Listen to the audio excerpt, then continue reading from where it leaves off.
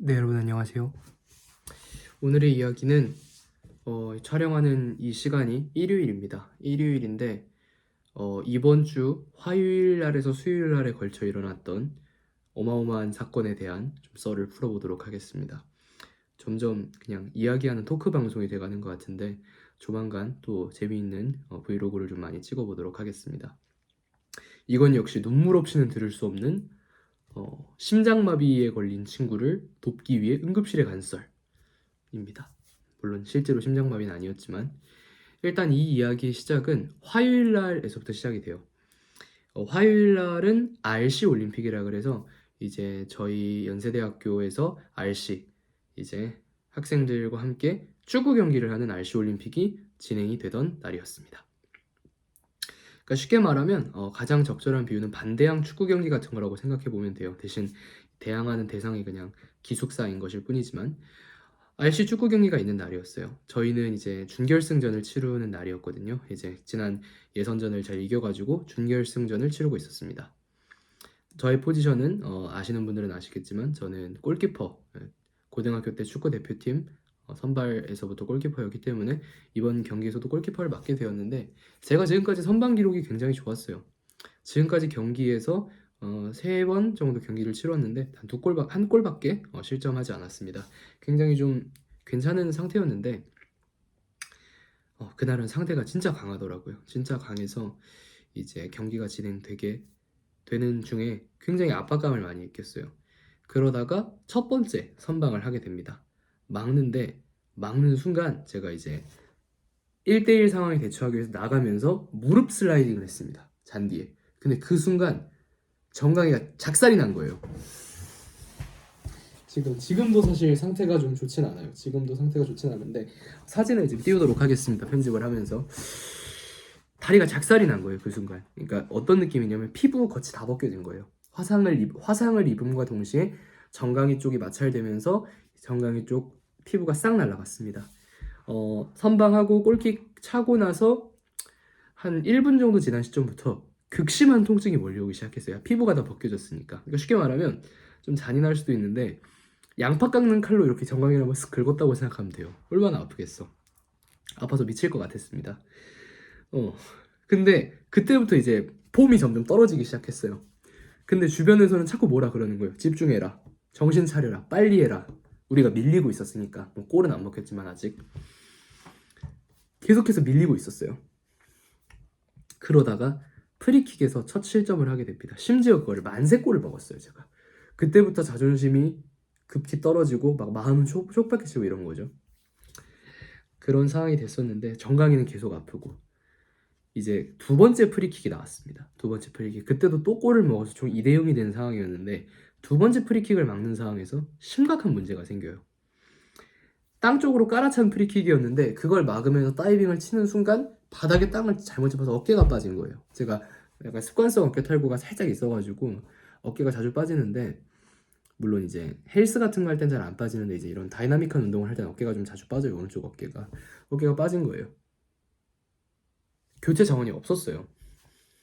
그리고 약간 RC 올림픽의 특성상 굉장히 속도감 있게 경기가 진행돼요. 우리 경기 진행하고 바로 다음에 5분 있다 다른 경기 진행하고 뭐 이런 식이어가지고 지체가 잘 안 되거든요. 심지어 밤이라 소통도 잘 안 되고 그래서 뭐 미치겠는 거예요. 어깨가 빠졌어.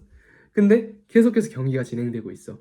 그래서 어떻게 해서 제가 맞췄어요. 혼자 맞출 수 있거든요. 이렇게 해가지고 이렇게 하면 맞출 수 있거든요. 맞췄어요. 여러분 맞춰봤어요. 맞췄어요. 맞춘 상태에서 준비를 하는데 여전히 아프잖아요. 어깨 빠지면 되게 아파요. 그러니까 끝나고 나서도 약간 근육이나 이런 잔근육들의 손상이 있기 때문에 되게 아프거든요. 근데 제가 그러다가 또 하나를 막았어요. 그리고 살짝 아픈 척을 하면서 어깨를 잡았어요. 그랬더니 굉장히 뭐라 그러는 거예요, 사람들이. 아픈 척 하지 마라. 열심히 해라. 왜 그러냐. 골키퍼! 막 이러면서 막 그러는 거예요.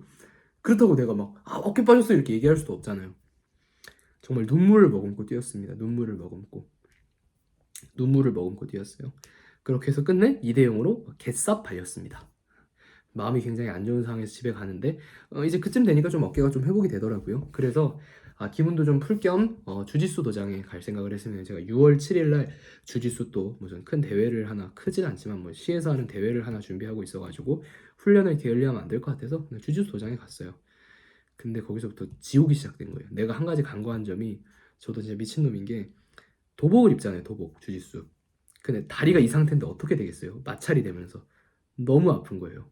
근데 큰 문제가, 저희 도장에 그 시간대에 나오는 애들이 대부분 중학생이었어요. 뭐 여자 중학생, 남자 중학생 이렇게. 근데 혼자 20살이었단 말이에요. 20살 쳐먹고 저 정강이가 너무 아파요 뭐 이럴 순 없잖아요. 너무 약간 짜치잖아요. 그래서 그냥 악으로 깡으로 참고 했어요. 집에 왔더니 도복이 안쪽에 피바다가 돼 있는 거예요. 와, 제가 미련했던 거죠. 그래서 어깨는 빠지고, 또 무리하게 운동해서 또 아프지, 정강이는 피바다지, 또 샤워하면서 제가 진짜 눈물을 이렇게 흘렸습니다. 너무 아파가지고. 그래서 생각을 했죠. 이렇게 아픈데 밥을 해 먹을 수도 없고 나가서 맛있는 거나 사 먹자. 김치찌개를 사왔습니다. 밖에서 포장을 해와서 브루스타에 딱 올리고 김치찌개를 먹으려고 한술을 뜨려고 하는데 전화가 와요. 송하민한테 따르릉 전화가 와가지고, 세준아, 내가 심장마비에 걸린 것 같다, 이 얘기를 하는 거예요. 심근경색이라 했나? 심근경색? 심장마비? 너무 놀란 거예요. 왜냐면 얘가 평소에도 심장이 아프다는 얘기를 자주 했거든요. 제가 근데 맨날 하는 얘기가, 야 20살이 무슨 심장마비냐, 그냥 가슴 운동을 너무 많이 해서 한 거겠지. 근데 전화해서 얘기를 하는데 증상이 너무 내가 알고 있던 심장마비 증상인 거예요. 협심증, 심장마비, 이런 심장질환 증상이 막 가슴을 움켜쥐는 것 같고, 구토가 나올 것 같고, 오한이 들고 약간 쎄한 느낌이 들고, 막 어지럽고 이런 얘기를 하는 거예요. 그러니까 순간 너무 무서운 거예요. 왜? 일단 아민이가 뭐 기타 좀 복잡한 사정에 의해서 혼자 살고 있고, 그 다음에 가족들이 대부분 외국에 있단 말이에요. 파키스탄에 있는데, 외국에 있는 가족들한테 도움을 받을 수가 없잖아요. 한국에 현재 혼자 살고 있으니까. 심지어 제일 친한 친구가 난데, 나는 인천에 있고 걔는 서울에 있어요. 얼마나 난감한 상황이, 혹시 진짜 잘못되면, 움직일 수 없는 상황이 되면 꼼짝없이 걔는 거기서 죽어야 된단 말이에요. 막 순간 오만 가지 생각이 다 드는 거예요. 그래가지고 이걸 어떻게 해야 되나 라는 생각을 하다가, 이제 그래도 일단 너무 배가 고프니까 밥은 한 숟갈 뜨고 있는데, 파키스탄에 있는 아민이 가족들한테 전화가 온 거예요. 아민이가 뭐라고 보냈냐고 물었더니 I have heart attack 뭐 이렇게 보냈다는 거예요. 그래서 막 난리가 난 거예요. 전화해서 막, 무슨 일이냐, 가봐라, 나 인천 사는데. 그러니까 파키스탄 사람은 인천이랑 서울이랑 얼마나 멀리 떨어져 있는지 모르잖아요. 가보라는 거예요. 와, 돌겠더라고. 어떻게 해야 되나 한참 고민했죠. 밥 아무것도 못 먹고 아민이한테 다시 전화를 걸었어요. 지금 상태가 어떠냐, 더 심해지고 있다는 거예요. 점점 더 아프대요. 숨이 잘 안 쉬어진다 그러나? 막 그러는 거예요. 119를 불러라. 근데 119를 부르면 자기가 감당할 수 없는 돈이 나온대요.